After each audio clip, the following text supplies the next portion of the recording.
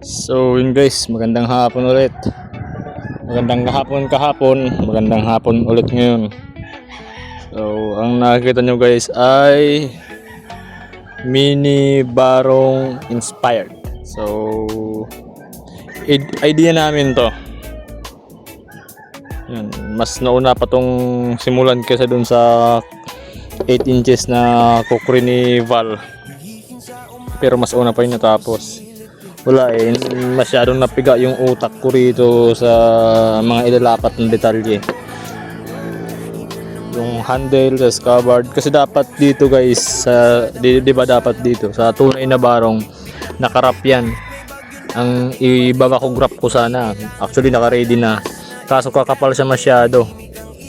So sabi ko mawawala yung proportion niya, kaya nagpin na lang ako. Tapos yan, naglagay ko ng details na simple lang pero may datingan din. Hindi ko rin kasi pwedeng punuin ng ukit pa yan kasi masyadong OA na. Kasi dito may mga ukit na siya sa mga tip, dulo-dulo. So ito ano na lang, dagdag na lang. Sa handle naman, yan, hindi ko na pinatagos.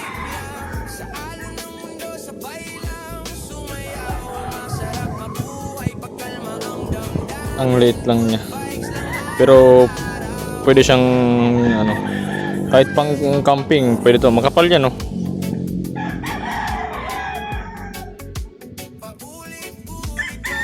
Tapos yung details na to, yan, yung awang na yan nilagay ko pa rin kahit hindi makapasok, kasi ito sa tunay na barong dapat nakasukat yan sa daliri, sa dito sa hindi liit, dapat pasok dyan yung hindi liit.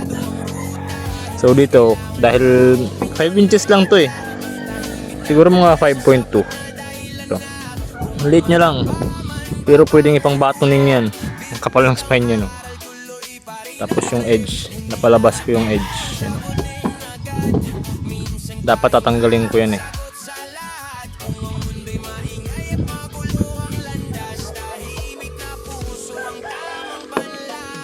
And yun, ito yung naging bunga ng mga ilang gabing pagpupuyat ng kaunti. Hindi na kasi ako nagpupuyat ngayon na kagaya dati nang inaabot madaling araw. Ngayon guys, hanggang alas 11, alas 12 na lang. So yan, full marabikal din to, yung scabbard nya. Tapos yan, may kaunting detalye dito banda. Binagay ko lang din yung gusto niya kasi mini barong. So sa mga barong or moro weapon lover pala, mas maganda guys kung magko-collection kayo galing talaga sa Moroland, Mindanao. Kami kasi wala, alipin lang kami ng salapi kung anong ipagawa sa amin nang gagawin namin.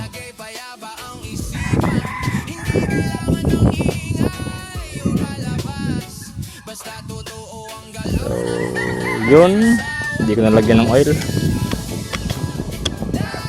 Yun oh, pasok na pasok oh, nahuhulog. Hindi na, dapat pala ilalapat, kasi pag hindi ilalapat mahuhulog. So yan, napaka simple pero nahirapan talaga ako dito guys. Napakasimple lang yan tingnan.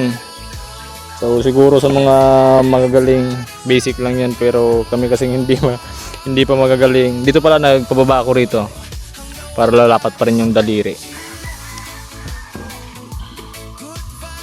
Yan o. So yun, tapos na sana yung katab pa.